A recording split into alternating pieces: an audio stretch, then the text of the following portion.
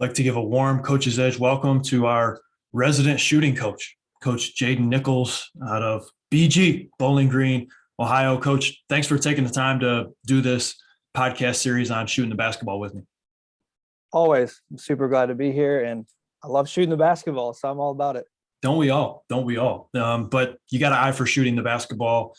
Anytime somebody reaches out to me in the Northwest Ohio area, I always refer them to you to get with, and especially if it's a player who's looking at shooting the basketball at a higher clip, because you have an eye on it and it's something that you really dig into. And in this episode, we're digging into some of the common shooting errors that players have. So we're digging into some of the mechanics, and we'll dig into some of the in-season practice application, some of the things you've noticed in game and practice. And so I'll let you start this off however you like, and then we'll ping pong it back and forth with some of the things that we can help coaches out with as far as getting their team and their players this offseason to shoot the basketball more, shoot it at a higher clip, so that ultimately we're making more shots when the season comes around. Yeah, Coach Cramer and I were talking about just what we've seen this past basketball season, and just a lot of the shots that at least my team was taking, and the way we're shooting. And then we're also discussing how are players working on their game in summer. And so I think it's really important to notice common errors. Sometimes we don't keep an eye on what's actually happening. There's so many different mechanics. I always tell people when it comes to shooting diagnostics, there's 25 things we could look at, but we need to focus on one or two and figure out what it is we can improve from there. So I'm hopeful that something like this can help you to identify one or two things in maybe your own game or one of your players' games for players that you coach that could help them improve their shooting. 100%. When I talk about what are some of the main keys we need to be successful shooting the basketball, it's keeping the basketball straight. It's having great balance, which we can get into rhythm in that area as well. Efficient power. There's different ways we can generate power. Not all are efficient. Generating proper arc, and then understanding the right shot selection. And all five of those things can come into common shooting errors that players have. But I want to start with keeping the basketball straight.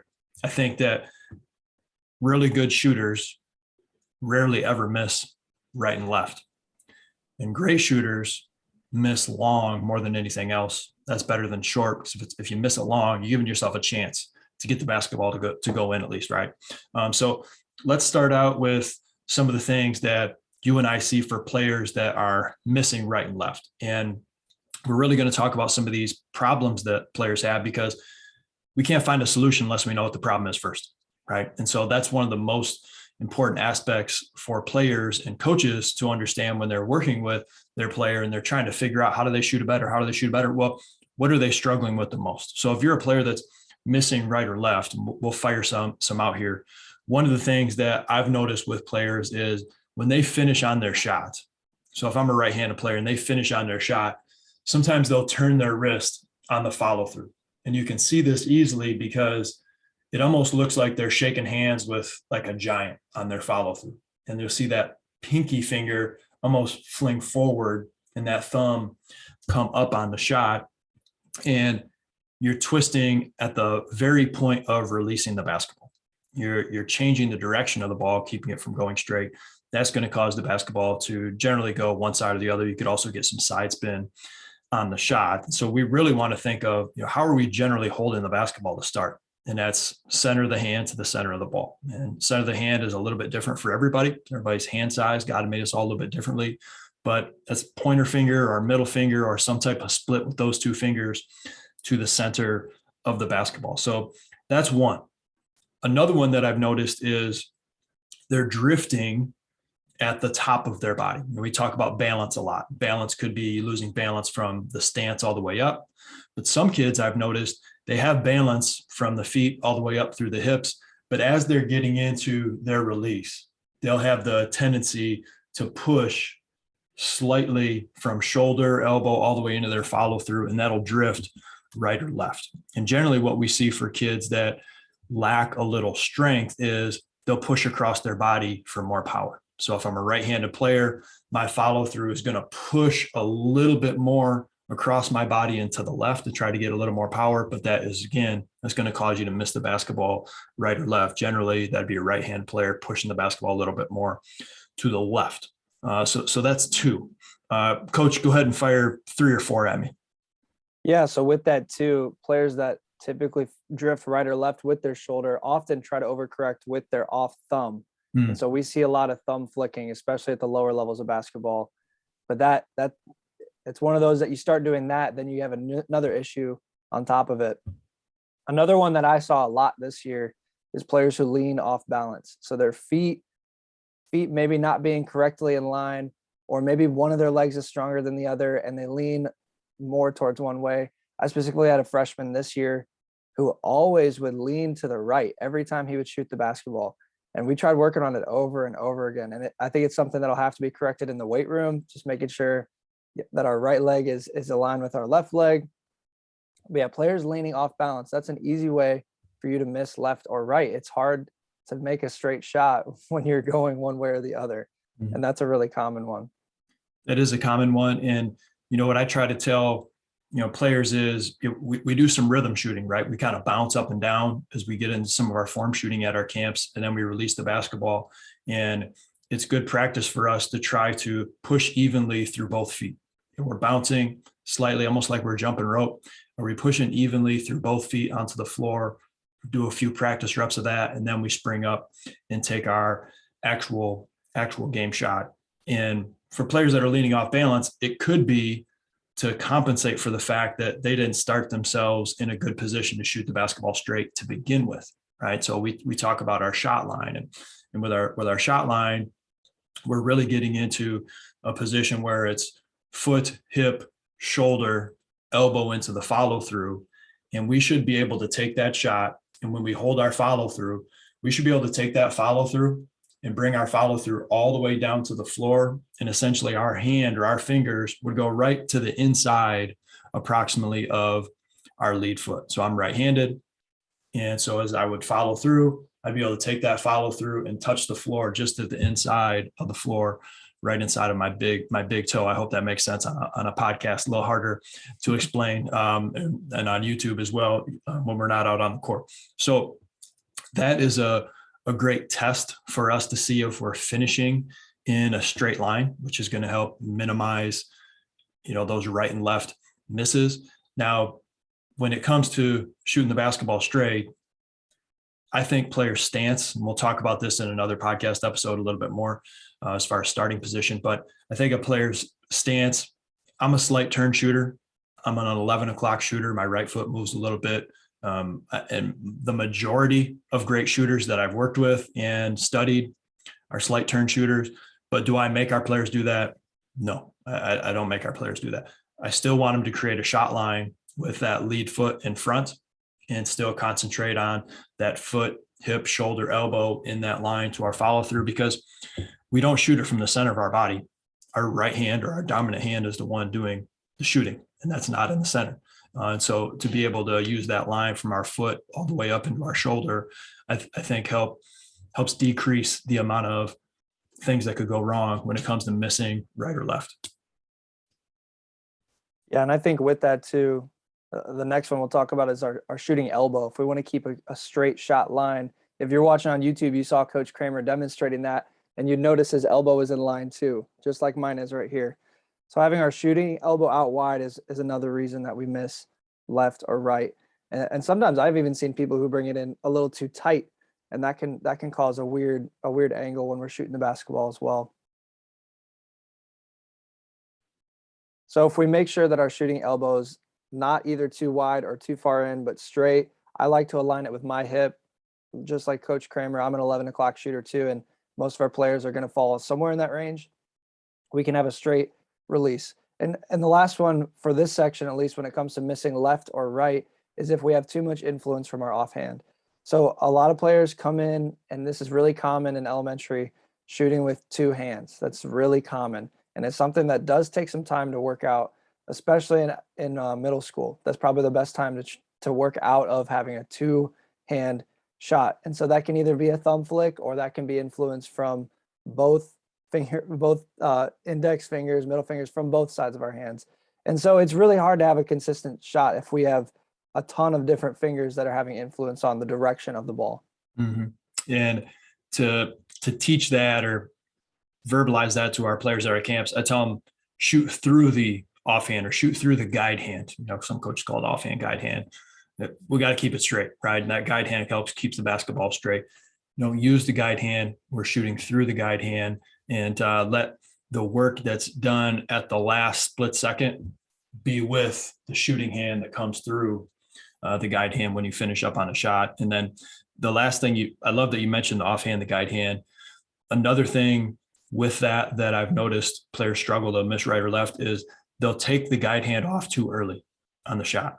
And so everything might look good. They're coming up into the shot, but as the ball gets to, say, their forehead, their nose area, they'll leave the guide hand down there and then they'll shoot it with their dominant hand. Well, that's like 1.5 feet for most kids, maybe longer for some of our taller players that they've essentially shot it one-handed. And we need some more ball control, right? And so what I encourage our players to do to have some balance with that guide hand and keep it on longer is keep your guide hand on the ball until your elbow starts to follow through, your wrist starts to snap through. And so that guide hand finishes more or less at the top of your forearm or your shooting wrist. And that's another little tip to help keep the basketball straight. Anything else you wanted to add on that, Coach? You ready to move it on? Yeah, I just want to add one thing to that. You say this a lot in camps, and I think it makes sense a lot to me, and I use it with our players, is you say push through your guide hand, shoot through your offhand. So still keeping in a line, but making sure we're pushing through it, because it's hard to push with it if we're pushing through it. So that language always helps me.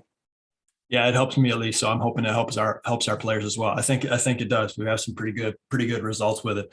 Let's talk a little bit about players that struggle missing the basketball short. This is for the players that we work with. They have pretty solid mechanics already. They've already taken out a lot of their right-left misses. And so this is the area that many of our players need to improve upon. So when you think of players that are struggling, missing short, what are some of those errors that you see and how can we fix them? Yeah, the two biggest ones that I noticed this year, not having enough power with our legs. So it's really quick to get dead legs in a season if we don't have our conditioning up, if we haven't hit the weight room enough.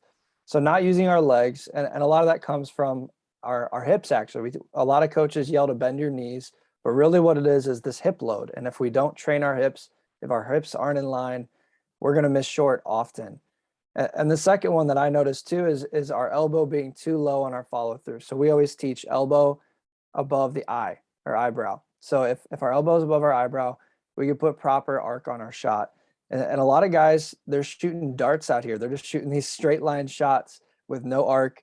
You're way more likely to miss short and to even airball a shot when you're shooting a dart like that. It's very uncommon unless you have a very high jump on your shot and are of an NBA height that you can have any sort of success with a shot like that.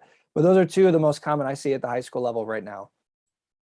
Well, I'm glad you mentioned that because, there's some players that have kind of a higher point of release. Think of a Kobe, a Kawhi Leonard. It's almost like they're throwing bullets at the rim, but that's not the shot that we're generally teaching kids that are only going to be 6 feet tall, or a girl who's going to be, 5'7", 5'8", to shoot the basketball. The game doesn't quite work the same for those players. And I'm glad you mentioned the hips because, one of my least favorite comments sitting in the stands watching basketball from the parents is, hey, use your legs, and follow your shot is another one that I hate. But most of the time that's not the case when it comes to kids missing short. You talked about the hips and really there's 3 levers in our lower body that we use for power: hips, knees, and ankles. And a lot of times when players are missing short, it's because we're not timing hips, knees, and ankles to the release of the basketball to generate the most power. You see kids, they're plenty strong enough to get the basketball up and make shots from 3 and even beyond 3. But what's holding them back is not their actual physical strength.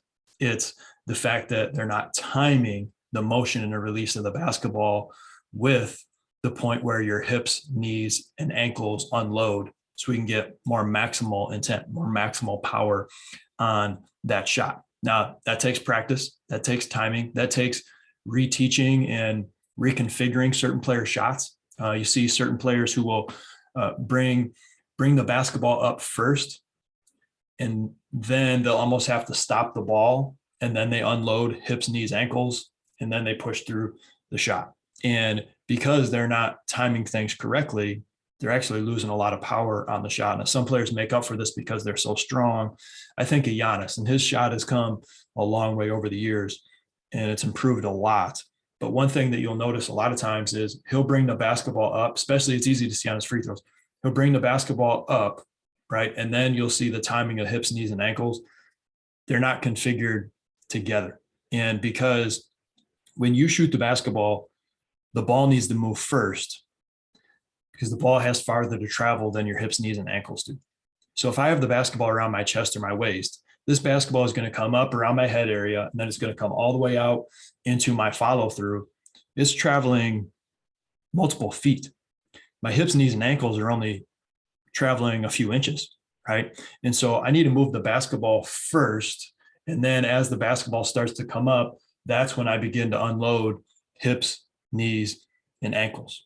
If you're a player that moves ball and body at the exact same time, your hips, knees, and ankles are already going to be unloaded, but you're not at the point where you're getting out into the motion of the shot. That causes either a pause, it causes you've lost some power in there, some energy leaks. And so that's something that players can really think about. And that's why when we get into our form shooting with all of our players, we go follow through, and then we go ball motion, and then we go body motion, because we want our players to understand ball motion happens before body motion in the process of building a player's shot up.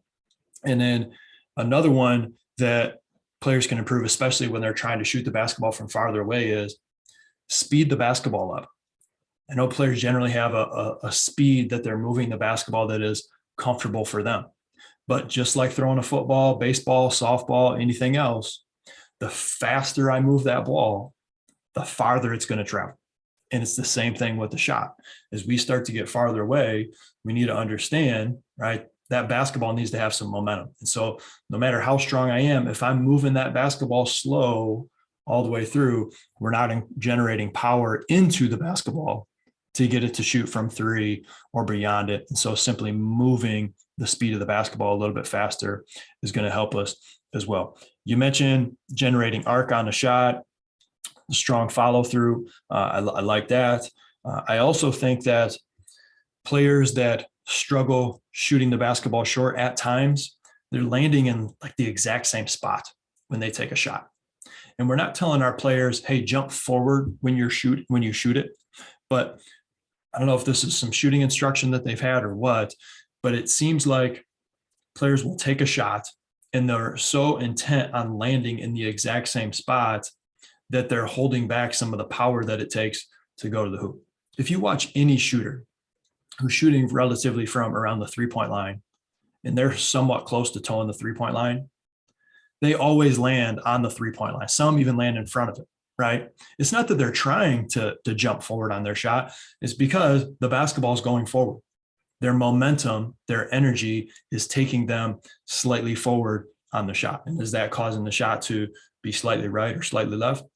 No, it's not. Now, because we generally don't need that much power for closer shots, generally the closer you go, the less you'll see players slightly land in front of where they take the shot. So like if you saw me shoot a 15-footer, for the most part, I'm going to land in the exact same spot. You saw me shoot a 3-pointer, so now I'm back 4 or 5 feet, you're going to see me land slightly in front.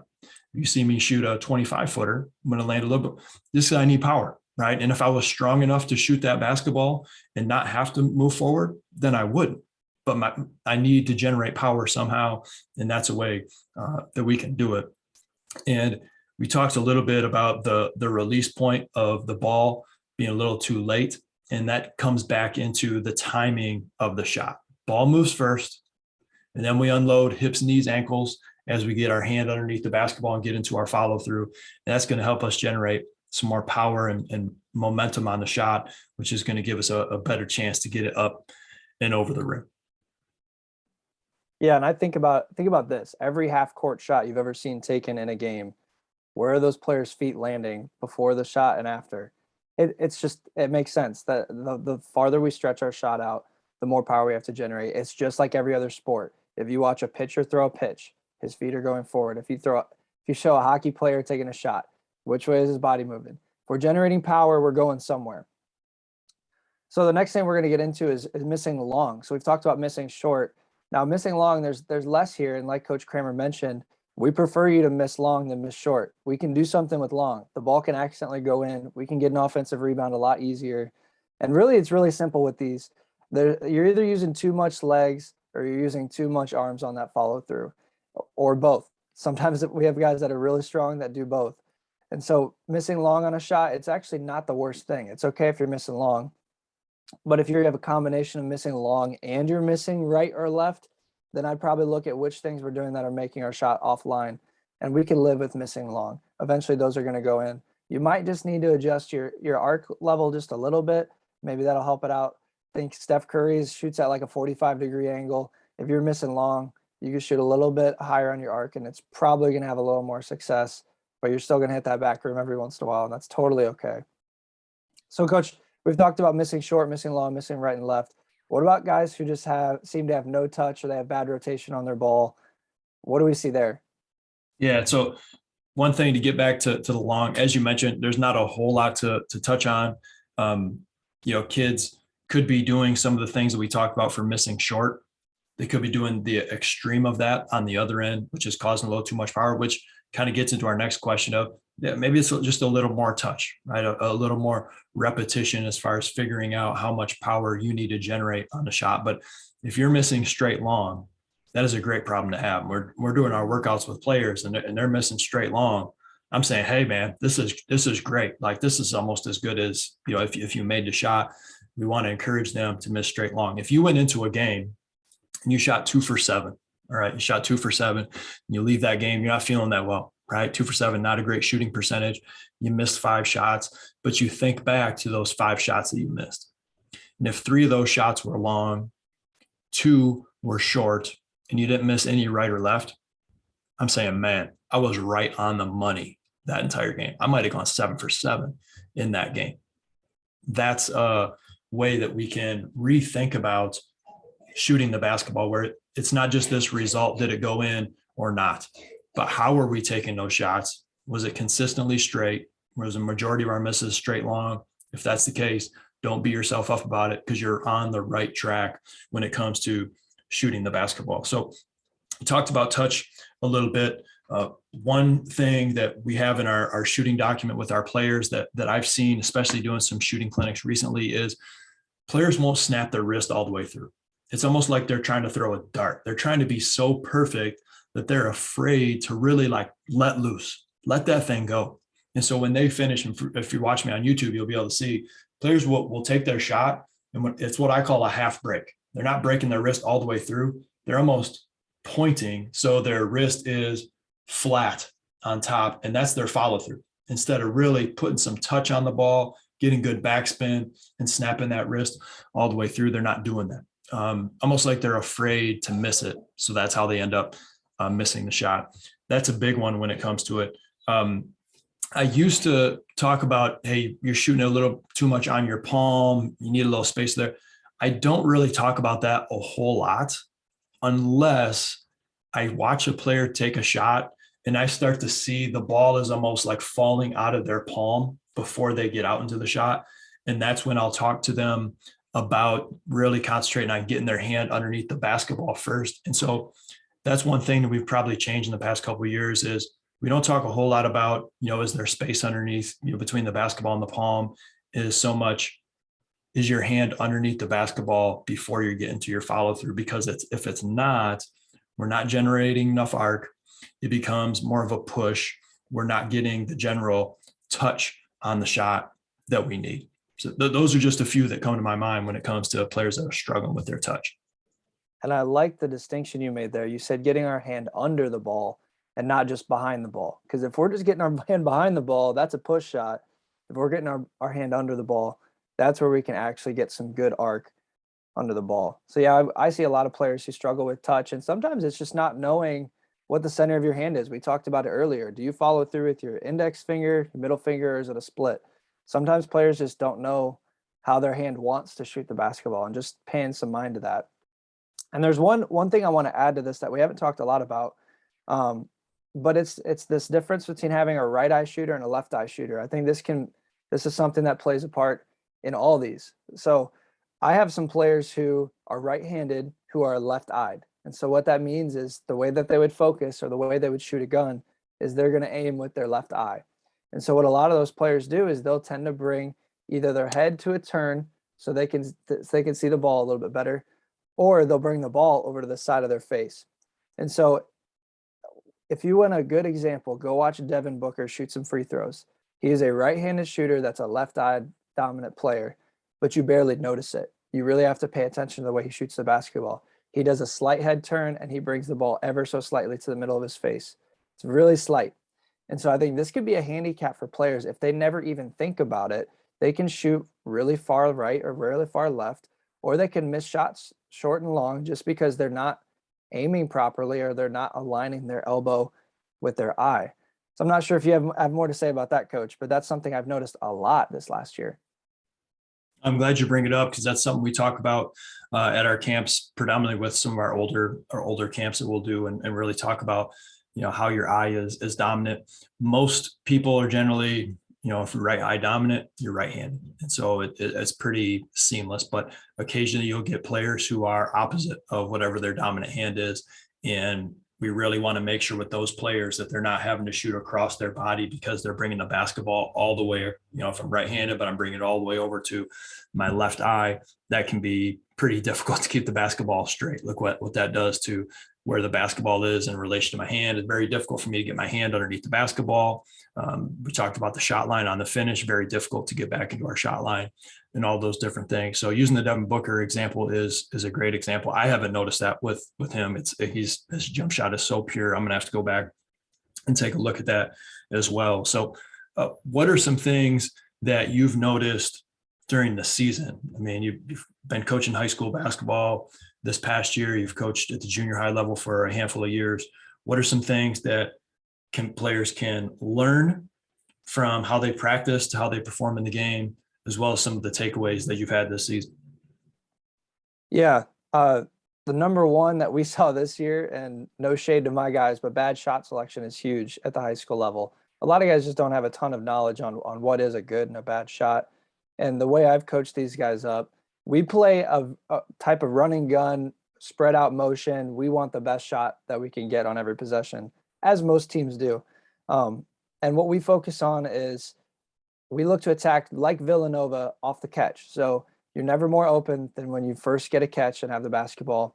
But our rules are this: if you get a good pass, you have your hands get a good catch, and your feet are in line and you're in rhythm, that's a good shot. We'd take that. But a lot of players, they catch a bad pass or they get a bad catch, their feet are off or they're not in rhythm. That's a bad shot. That's a shot that's going to lower your percentage in the game. And we see that on film. It's really easy to point out, hey, I could tell you weren't in rhythm there. Your feet did this weird thing before you actually set up to take the shot. We preach in practice: hands ready, feet ready, eyes locked, and hip in line. If those four things aren't happening, you're going to miss most of the time. We had a couple players on our team this year that really like to look at their feet on the catch before they would take their shot. And so if we're not locked on target, if we're looking at everything else, it's really hard for our brain to process where the ball is going to go. Muscle memory is our friend. And so if our eyes know where that ball's got to go, the muscles in our body are going to tell it how to get there, especially if we get a good catch off of a good pass and our feet are exactly where they need to be. It's great stuff, Coach. And, we talked about shot selection all the time. I was talking to a coach last week and he was saying, we'd like to have you come in for a shooting camp this summer. We really struggled shooting the basketball this year. And I was asking some questions about, why a shooting camp? You struggled this year. Why not an additional type of camp, an overall skills camp, an attack camp? And giving them some options of the things that we provide as far as basketball camps, and saying, well, we just didn't shoot it well. We think, we shoot it better. And I was like, I agree. But one thing that I would emphasize with your players, but if they're really struggling shooting the basketball, is your shot selection. And I would argue that we could come in and hammer home shot selection instead of even teaching shooting And if you guys went by some of the rules that we break down with shot selection, next year, you're automatically going to shoot it better. Even if we didn't even teach any of the mechanics and show you any of the drills regarding shooting the basketball, the shot selection is so key. So we talk about being in rhythm, room, and range. Got to have rhythm when you shoot it. You have to be open, right? There has to be some type of space. And then it's within your shooting range, meaning it's a shot that you regularly make in practice. And if we can have those 3 R's covered, and that's going to be different for each player, that's a good shot for us. The other thing when it comes to players missing shots is it's a great tool for me to see who either has a low basketball IQ or who's selfish by the type of shots that they take. If you take a lot of tough shots, you either don't know any better or you're a selfish player because you want to get your shots up instead of doing what's best for the team. And that's a conversation that can be a hard conversation at times. But listen, no player wants to admit they have a low basketball IQ, and no basketball player wants to admit that they're selfish. But if we're consistently taking difficult shots, it's going to be one or the other, assuming that as a coach, we've broken down the types of shots that we want within our team. And that could look like we're shooting when it's not in our range. We're shooting when there's too much defensive pressure. We bobbled the ball and then we shot it anyway. Well, we lost some of our rhythm. So those are a handful of things that I want us to think about when it comes to common ways that players miss shots. We're going to dig into in future episodes a little bit of the mental side, some of the shot preparation piece, some of the things that we can work on in game and practice. But I'm going to leave that last bit to you, Coach, just kind of a little bit of a teaser. What are some of the things that you can do with your guys in practice that will help them translate to better shooting in the game? So we used to joke about this a lot in high school, but it actually makes a lot of sense. Our high school coach used to yell at us all the time: game shots, game speed. If you're doing drills at a slower speed and if you're not taking game shots, we're not going to get better. But if we're taking intentional shots, like you mentioned, taking shots that you're going to take in a game, taking shots that make sense in your offense, that's a way that we can take better shots and that we can make more shots in games. But if there was anything I had to say, do the diagnostics on your players and on yourself. What is one thing I can fix over a summer, if not two? And that's what I can look to improve. And I'm going to shoot the ball better. I did that as a player when I was growing up. I had to get rid of a thumb flick. I had to get my elbow in. I didn't do it all in one summer. I did it over a couple years, and I eventually became a pretty decent shooter in high school. I'm glad you mentioned that. It takes a process, and if you can get rid of those right-left misses first, and then start to work your way down. Okay, get the right-left misses out of the way. Let's get some of the short misses out of the way. Then if we're missing a ton of shots straight long, we can talk about that. That's the general progression as far as common misses and how I would attack it. But sometimes it's best for a coach to take some video to watch, see how a player takes shots, not just in practice, but in games, figure out some of those weaknesses. And then from there, we can attack it. So coaches, thanks for taking the time to listen to this episode, to watch on YouTube. Appreciate you. Hit that like button if you can. We're going to keep putting more things out on our YouTube channel as well, because apparently people like listening to podcasts on YouTube as well. So, hey, why not give the people what they want? So Coach Nichols, a lot coming from you over this coming month regarding shooting the basketball. You're our guy, and we're excited to get after it over this coming month. Thanks for taking the time to be on the show. Always. Thank you for listening to Coach's Edge. As always, get after it today.